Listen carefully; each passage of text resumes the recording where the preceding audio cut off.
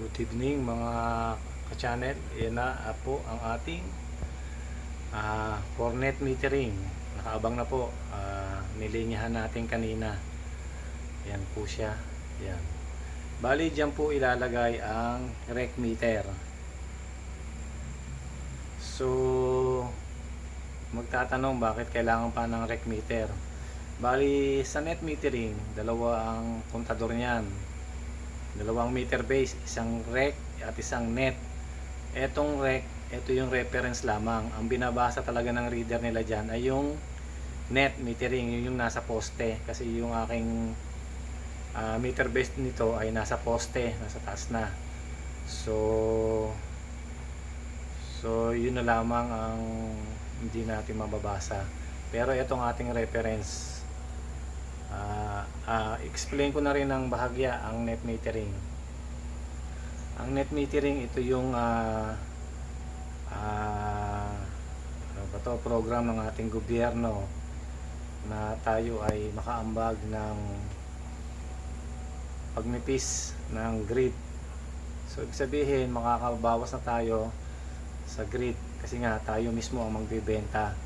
Halimbawa, ang pangangailangan mo lang sa araw ay 300, tapos nag-harvest ka ng 500, yung 200 yun yung papasok sa export.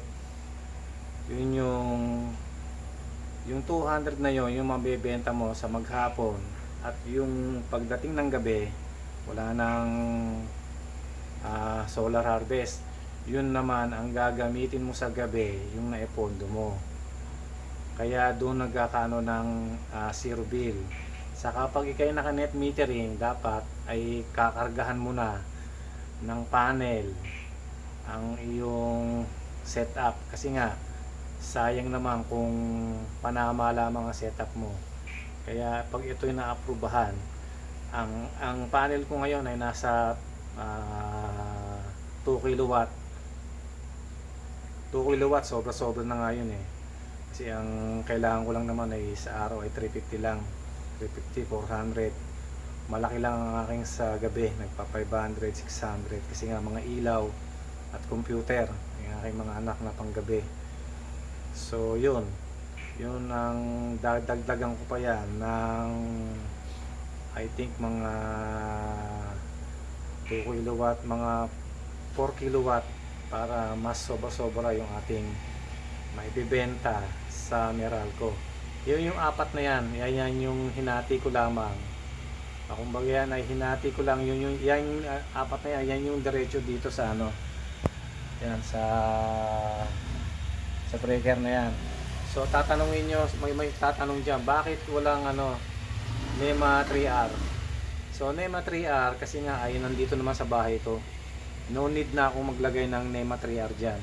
Ito na mismo yung NEMA 3R. Yung NEMA 3R naman, ang laman lang naman nun ay breaker din. Breaker na bago pumunta sa meter base ng rec. So yan, no need na akong mag NEMA 3R dyan.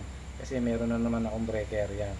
Yung blue na yan, yan ang breaker ko na galing sa meter base ng Meralco. Yan, yung rec meter na yan. Sa ngayon, ang aking meter base ay nasa poste. Matataas kasi naitaas na dito. Hindi, what I mean is, umpisa pa lang ay talaga mataas na dito yung aming, mataas na talaga yung setup dito ng mga kontador ng Meralco. Kasi nga ito ay bagong tayong subdivision. Kaya antimano, yung mga meter dito ay nasa taas na kagad. Kaya hindi na naglipat, antimano nasa poste na. Kaya yung aming mga kontador dyan ay nasa poste na. So yan ang ginawa natin kanina. Nag-layout tayo ng para sa rec meter. Yan, applyan na natin to ng net metering. Update ko na lang kayo kung kailan ma-aprobahan yung ating load. Yan, yung plug na yan yung ating load. Yan yung papunta sa bahay, papasok ng bahay. Yan yun. Kaya mapapansin nyo, meron nga sa gitna na dalawa. Yun, nasa gitnang yun. Yun yung papunta ng load. na galing sa papunta ng bahay. Yung yung apat pala na wire na yan, yan yung hinati ko lamang. Kumbaga, itatap mo lang yan, dalawang yan, yun na yun. Nung wala pa akong abang sa net metering. So, yun lamang. Ang net metering dyan ay isasalpak lang naman dyan yung meter base. Dyan sa gitna, yung may nakalagay na wire.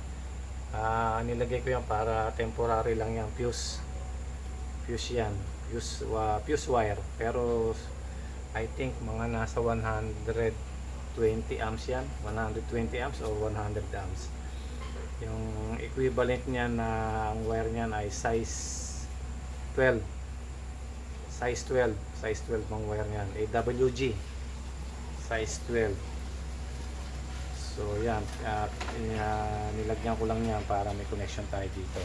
Meron naman tayong breaker, huwag kayong mag-alala, may breaker yan na 20 amps AC breaker syempre. So yun, ito lang, pinakita ko lang sa inyo yung ating abang sa net metering. Pero ang ilalagay lang dyan ay rec. Ang net metering natin ay nasa poste din, hindi rin natin makikita yon na mataas yung pinagkakabitan ko ng kontador. Kaya ito lang ang makikita nyo pag na-install yan, itong rec meter. Rec meter, ito yung output ng inverter natin. So diyan mo malalaman yung harvest mo sa buong taon, araw, oras, minuto. Diyan magre-register ang harvest mo ng panel mo, ng setup mo diyan sa rec meter. Yan ang basehan mo. Sa ngayon ay nasa 695 kilowatt. Nung nag-cut off kami dito ay December 8. Ang cut-off niya na hanggang January 8. Ang cut-off ko, nang nag-cut off kami, ang meral ko ay 558 yan. So sa ngayon ay pumapatak na siya na almost wala tayong calculator, mga nasa almost 130 kilowatt na. Siguro doon naglalaro yan sa 130 kilowatt. So yun, medyo parang tumaas yung ating ngayon, ang ating consumption. Kasi ang per consumption ko lang ay 135 per cut off. Medyo ngayon ay medyo mataas kasi nga ay December. Puhay ang aking mga ilaw, lalo na din sa labas. Ngayon lang nakapagpahinga ng January. By the whole month of December ay bukas yan yung aking ilaw na to yung aking pinupwestuhan ngayon. Bukas ang ilaw ko dyan na maramihan yung ating dito. So yun lamang ay pinakita ko sa inyo yung ating ginawa kanina. Abang yan sa net metering. Dyan ilalagay ang rec meter. Yung net ay nasa poste. Paulit-ulit tayo, no? So ganyan talaga para maunawaan nyo ng magaling. So ang consumption ko ngayon ay 368.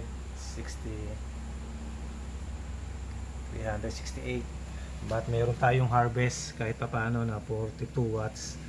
Yan ay galing ng battery na yan. Gumagana ang ating battery sa gabi.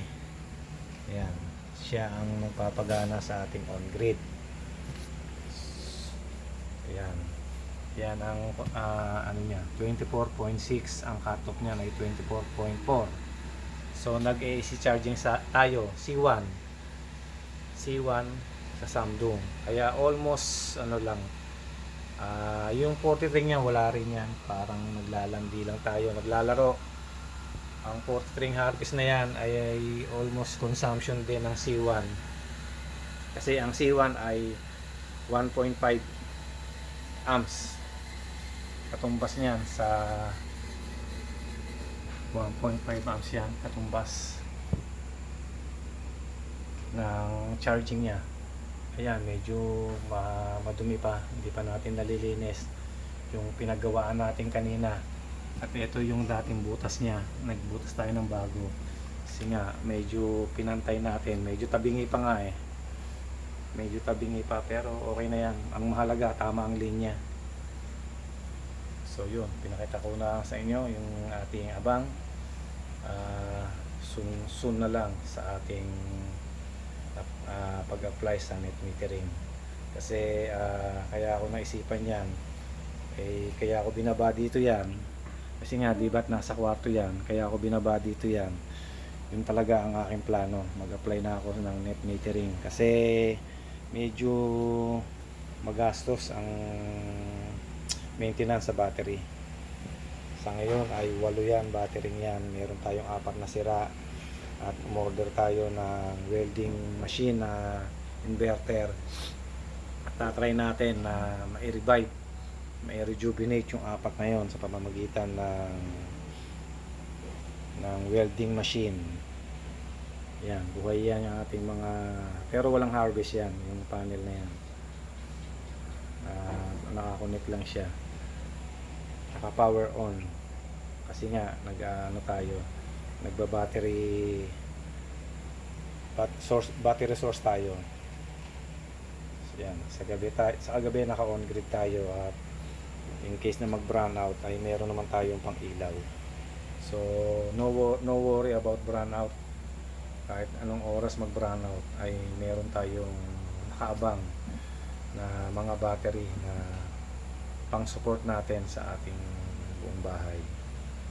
So yan, gumagana yan, 2 bahay yan. Yung isa kong meter ay doon sama-sama yung aking matataas na load, inductive load. Yon, mga aircon, water pump, microwave, turbo, ano pa ba, plancha, heater, water heater, yon, sama-sama yun doon. Yung isang aking meter base, medyo malaking setup kasi yon, yung pag yun ang ating ginawa. Kaya kung set up man ako doon, ay ano pa rin, grid tie with net metering, kasi ay medyo may kamahalan ang battery pag ganung kalaki na. Biruin nyo to, yung aking setup na to, 5 taon, 5 years na maintenance sa battery. Yung iba nga dyan, mga baterya na lamang ng sakyan, yung ibang gel type dyan ay kailan ko rin lang nabili. Yung iba mga nasira na, kaya magastos din ang off-grid. Sa may kamahalan kasi ang battery pag lalo na pag ikay naka Light PO4, medyo may kamahalan, pero sulit naman. Pero dito muna tayo sa gel. Ito yung ating backup power supply na 12 volts 10 amps. Ayan naman ang charging dito sa ating battery. Yan yun. Yan yung mga naka-series lang yan, yung mga controller na yan, naka-series lang yan. Wala yan, walang ano yan. Kumbaga pinagana ko lang, kesa naman naka-display lamang yan, ay paganahin na natin. Ito pa rin yung ating automatic transfer switch na walang kurap. Hindi namamatay ang computer ko dyan pag nagtatransfer yan, walang problema. So yun.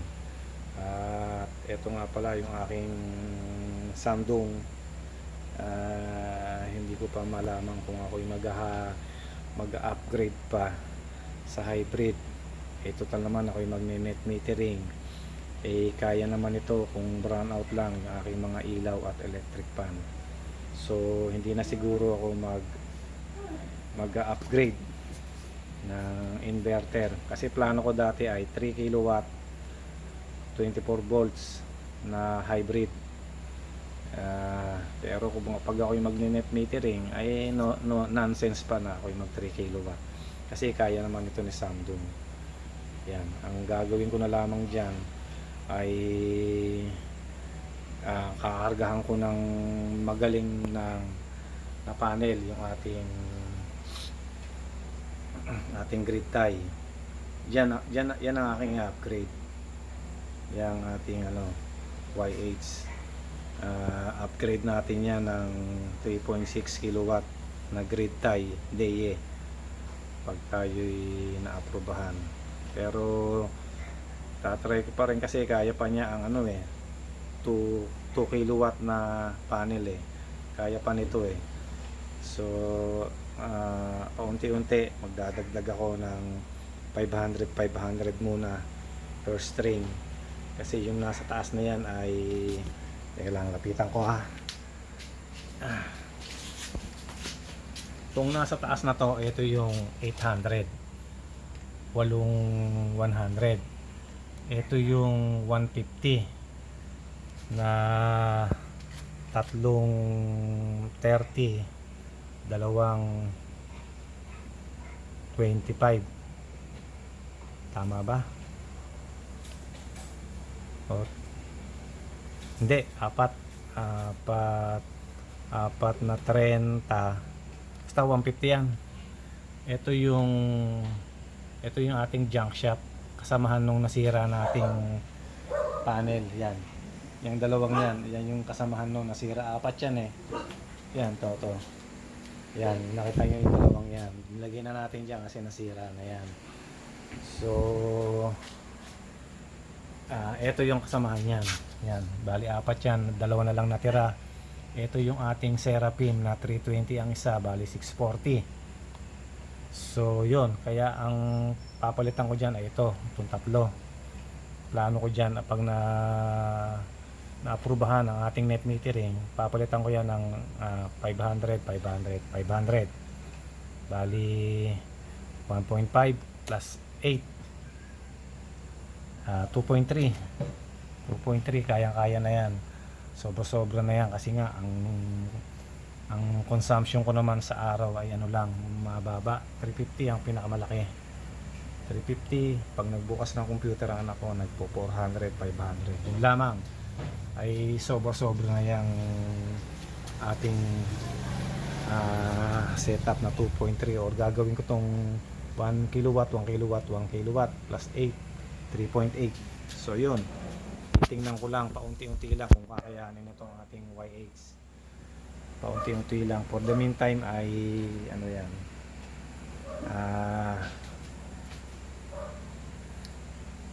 yan, yun na yun.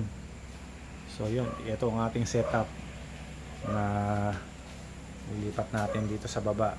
Dating nasa kwarto yan, so hindi pa tayo tapos, wala pang finishing yan. Yung para dito, lalagyan ko pa yan sa yung nilalagay dyan ng mga karpintero, hindi ko alam kung ano yun. So ito yung ating TV. Siyempre pag kami nagpapahinga dito, ito yung aming lamesa. Yan, dalawa. Soon, bubuksan ko uli yung aking takoyaki. Ito yung ating gamit. Yan, nandiyan lahat, hindi ko na maisabit. Ito yung ating working table. Ito yung ating excess na binibenta, mini rep, PCB case, induction stove, yan, pressure cooker, electric na timbangan, at soon yung ating takoyaki. Yan, ready ko na. Maybe third week open uli natin yan kasi tapos na naman yung ating New Year, ang ating leche plan. So balik tayo sa pagtatakoyaki, and then sa pag-real estate. Actually din tayo, nag-real estate din tayo. Yan ang ating sideline.